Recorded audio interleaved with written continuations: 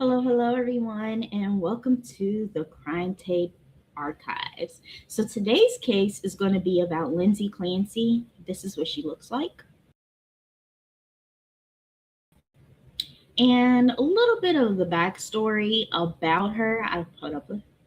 This is the Lindsay case, the case of Lindsay Clancy. That's what she looks like.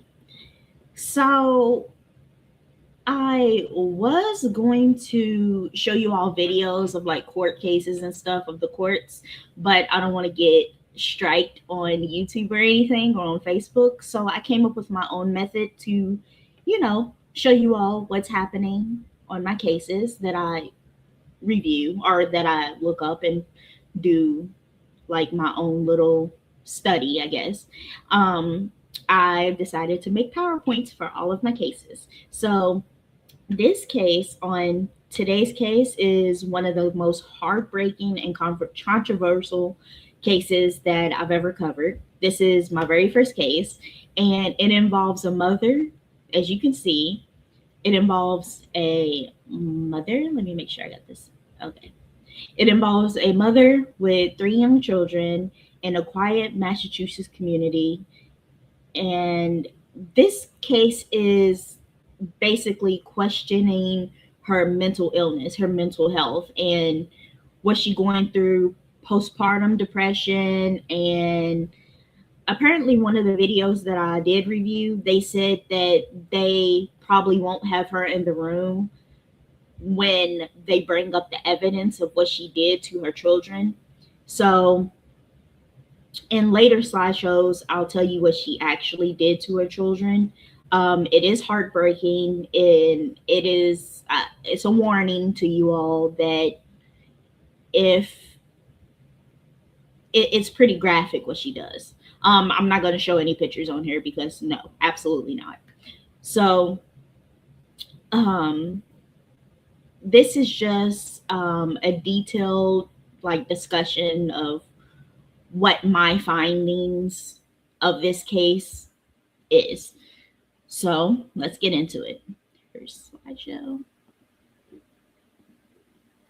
So before this became a national headline, Lindsay Clancy was known as a laborer and delivery nurse living in Duxbury, Massachusetts.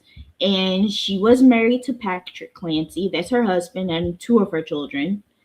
Um, Together, they were raising three children: 5-year-old Cora, 3-year-old Dawson, and 8-month-old Colin. I think that's how you pronounce his name. So, to the outside world, the family appeared happy, successful. Friends would describe them as loving parents. Neighbors would describe them as a normal family. Like, nothing suggested that their lives will soon be the center of one of the most disgusted criminal cases in America. So, yeah, and it's still an ongoing case. From my knowledge, it's still ongoing.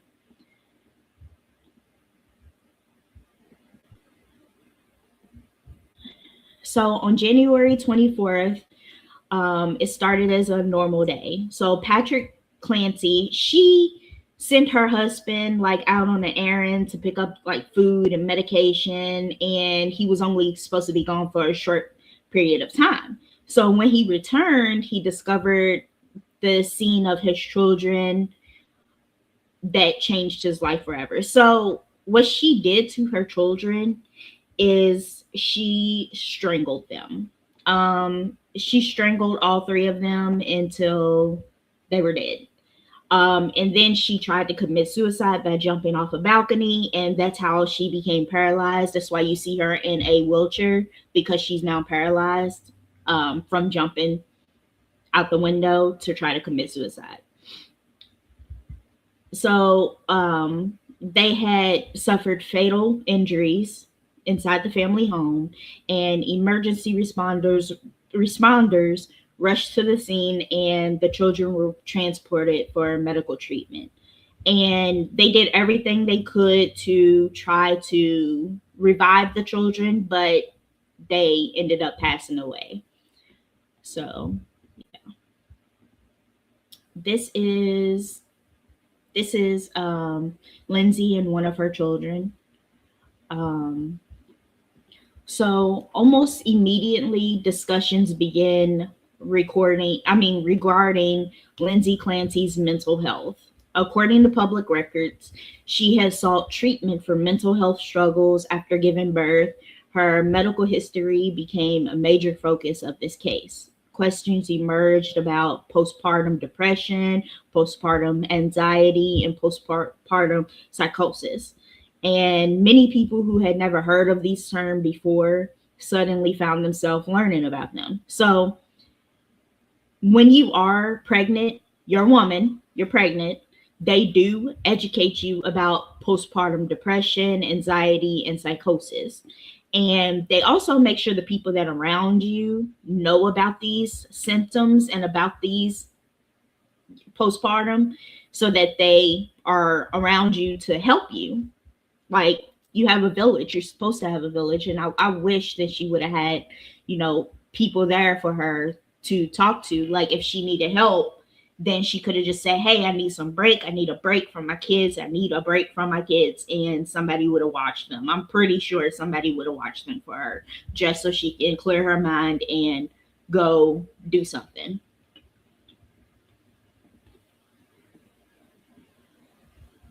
Okay, here's the picture.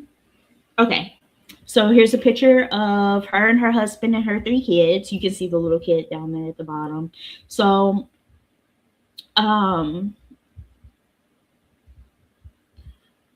so many people who have never heard of the term before, like I said, they started to learn about the terms. And postpartum psychosis is a rare but serious mental health condition that occurs after childbirth. So the symptoms can include delusions, hallucinations, severe confusion, disconnection from reality, and it's considered a psychiatric emergency. So I wish that she would have told her husband about these things that she was feeling. Then maybe he could have taken her to the hospital and her children would be alive today. But a lot of people, I think that the doctors do educate them on this. They let them know about postpartum depression and psychosis, however you say it, psychosis. Um, but I think people don't take it as serious as they should. So one reason one reason this case received so much attention is because the defense argues that Lindsay Clancy was suffering from severe mental illness at the time. So, yeah. And here's my last slide. So the prosecution's position was they argued that Lindsay Clancy was aware of her actions. They pointed to various details and evidence gathered during the investigation. According to the prosecutors, the evidence does not support the defense's claims regarding psychosis. This is why the trial has become such an important legal battle. And I know people may say, oh, well, she murdered her kids. Like, she knew what she was doing. Obviously, she knew what she was doing. But what comes into play is if she was in her right mind frame. Obviously, what she wasn't. And people don't take serious the postpartum depression, postpartum psychosis, postpartum. It's a real thing. It really does happen to women after they've had their children. I've even been in rooms with women who have had their children who don't even want to hold their children because they just, I don't know. I don't know. It's something that can't be explained. I guess it's just a mental thing, but some women don't want to hold their children after they've given birth. They just want to, I guess, eat and relax. I don't know. I don't know what goes through their minds. So you never know. The defense's position. The defense argued that Lindsay Clancy was experiencing a severe psychiatric crisis. They pointed to the medical treatment, the prescription medications she was taking, the mental health evaluations, and the experts' opinions. So I'm not condoning what she did. I think it's a horrible, horrible, horrible thing what she did to her children. Um, it's very, very, very. It's just horrible.